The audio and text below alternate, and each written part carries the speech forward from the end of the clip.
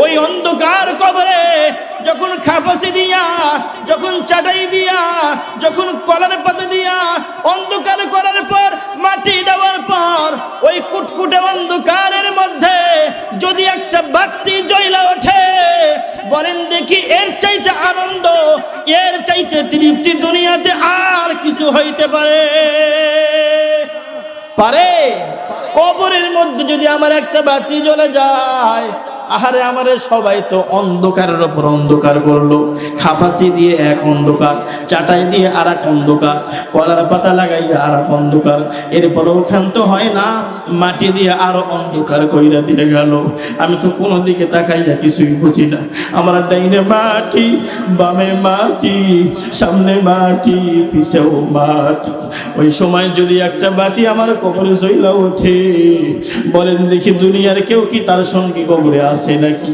কেউ কিন্তু কবরের মধ্যে নাই। সন্তান যদি মারা যায়, সন্তান যদি মারা যায়, এই দাগ কোনদিন বাবা ভুলতে পারে না গো। সন্তান হারানোর বেদনা বাবা মা যতদিন দুনিয়াতে বেঁচে থাকে এই বেদনা কিন্তু ভোলে না। বাবা মা মইরা গেলে সন্তান কিছুদিন পর বইলে যায়, কথা ঠিক কিনা বলে? কিন্তু সন্তান হারার বেদনা আজীবন বাবা মার কলিজার মধ্যে দাগ কাইতে যায়, কথা ঠিক কিনা বলে?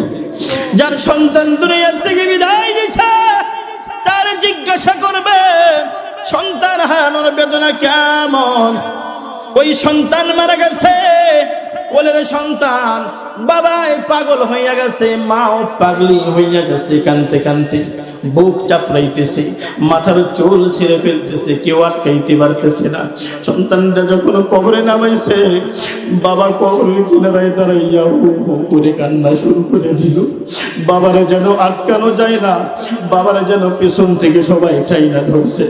ওই বাবারে যদি আমি একটা জিনিস পরীক্ষা করার জন্য বলি, মুসলমান ভালো করে শোনেন, যেই বাবা কানতে কানতে পাগল, যেই মা কানতে কানতে পাগলি, যেই বাবা কবরের পাশে দাঁড়াইয়াও কান্দে, ওই বাবারেও যদি বলা হয় ও মুখের বাবা, ও আব্দুল্লাহর বাবা, আব্দুল্লাহরে কবরে রাখছি আমরা, তুমি কান্না করতেছো, এত বেতাল আর বেকার হইছো, আব্দুল্লাহর বাবারে তোমাকে আমরা বলতেছি তুমি চলো তোমার আদরের আব্দুল্লাহ কবরে, তোমাকেও আব্দুল্লাহর সঙ্গে আমরা রাখবো।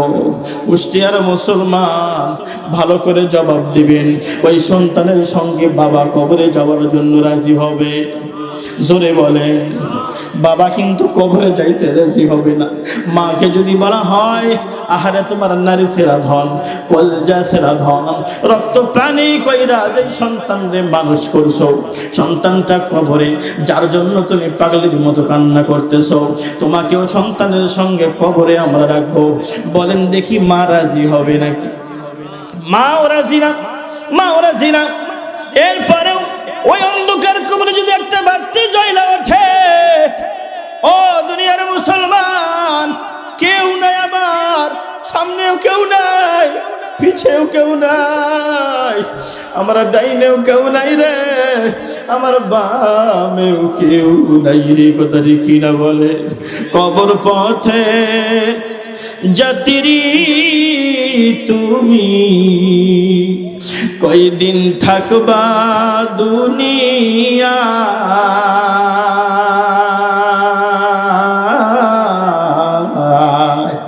আজরাইল তো তোমার পিছে ঘুরছে সর্বদা, কথা ঠিক কিনা বলে?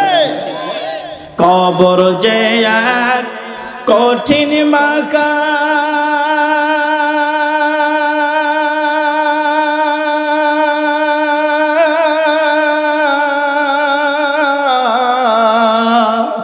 পড়বে ধরা পাপী তামা, কবর যে এক কঠিন মাকা,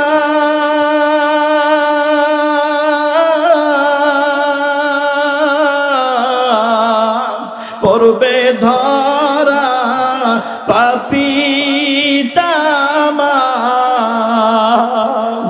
সলচাতুরি করার মতো, সলচাতুরি করার মতো জায়গা সে তো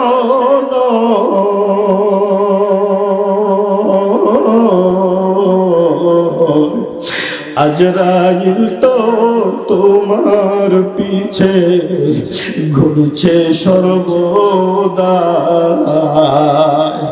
কবর পথের যাত্রী তুমি কয়দিন থাকবা দুনিয়া,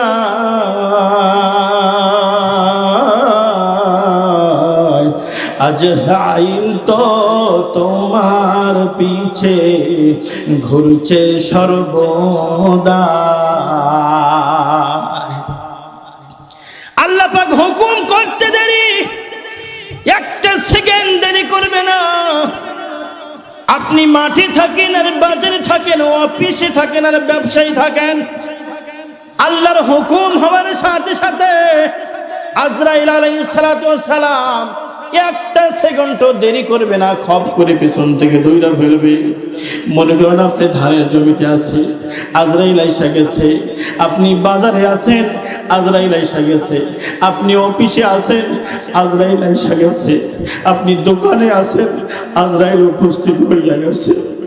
আপনার মনের মধ্যে বাসনা জাগবে, আমারও মনের মধ্যে বাসনা জাগবে, আজরাইল রে একটু সময় চাই তোর কাছে রে, আমি একটু মাঠ থেকে বাড়িতে যাব, আমি একটু বাজার থেকে বাড়িতে যাব, আমি একটু দোকান থেকে বাড়িতে যাব, আমি একটু ব্যবসা থেকে বাড়িতে যাব। মায়ার নজরে আমার সন্তানগুলোর একবার দেখব, আমার দয়ার মায়ার আরে বাবা মার কাছে একটু বিদায় নিব, আমার আদরের স্ত্রীর কাছে একটু বিদায় নিব। একটু সময় দে আজরাইল, আমার একটু সময় দে। আজরাইল বলবে, ও মুসলমান, ও ইমানদার, তুমি কি জীবনে কোনোদিন শোনো নাই, ওয়ালাই আখিরাল্লাহু নাফসান ইযা জাআ আজালুহা ওয়াল্লাহু খাবীরুম বিমা তা'মালুন।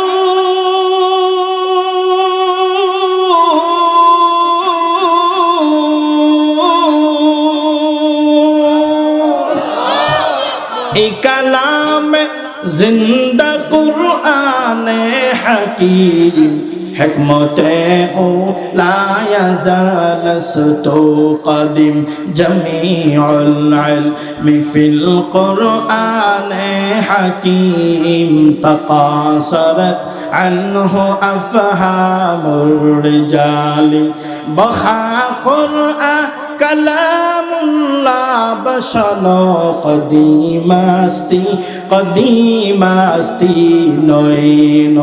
মারহাবা বলেন, আর ধরে চিল্লা বলেন মারহাবা।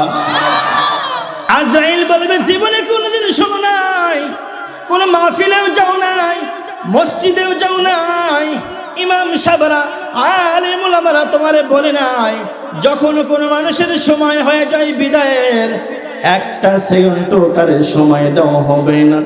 আজরাইল যখন টান দিয়ে লইয়া গেল, আল্লাহ পাক রব্বুল আলামিন বলেন, ওই কবরে যদি তোমার একটা সাথী আসে, ওই কবরে যদি একটা বাতি জ্বলা যায়, ওই কবরে যদি সাহায্য করার মতো কেউ তোমার সামনে হাজির হইয়া যায়, এর চাইতে কামিয়াবি, এর চাইতে আনন্দ দুনিয়া আর আখিরাতে কোনোটাই হইতে পারে না। কথা ঠিক কিনা বলে? দুনিয়া আখিরাতে কিছুই হইতে পারে না। আচ্ছা বলেন দেখি, যে আলোটা জ্বলে উঠবে, যেই বাতিটা জ্বলে উঠবে, ওই বাতিটার নাম কি? আমল। জোরে বলেন কি? আমল। আর জোরে বলেন কি? এজন্যই নবীজি বললেন, যে হাদিসটা কিছুক্ষণ আগে আমি তেলাওয়াত করেছি, আল কাইয়িসু মান দানা নাফসাহু ওয়া আমিলা লিমা বা'দাল মাউত। ওই ব্যক্তি বড় বুদ্ধিমান, ওই ব্যক্তি বড় জ্ঞানী, ওই ব্যক্তি বড় বুদ্ধিজীবী, যে দুনিয়ার থাকতেই কবরের বাতি সংগ্রহ কইরা সঞ্চয় কইরা বিদায় নাই। কথা ঠিক কিনা বলে? মুসলমানি বুমদ গরদন নহাদান ऐनाने खुद बदस्ते खास दादन गुरब सूरत आदमी इंसाबुदे अहमदोबु जहलो हम के साबुदे आदमीरा आदमियत लाज़िमस्त हुदरागर बुना बाशद है जमास्त আল্লাহ পাক রব্বুল আলামিন এমন একটা দিনের কথা এই আয়াতগুলোর